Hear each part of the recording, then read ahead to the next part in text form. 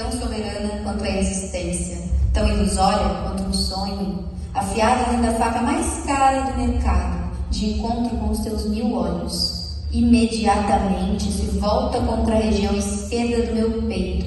Capaz ela é de me fazer de espelho, poderosa a ponto de me jogar para trás dele, feita de carne, pele e ossos. Você pensou que ela era de papel, de papelão, de vidro? Ou o fruto da minha imaginação? Não. A caixa é tão irreal quanto a ficção. É tão sagaz em tornar o ser mais mórbido em alguém sem coração.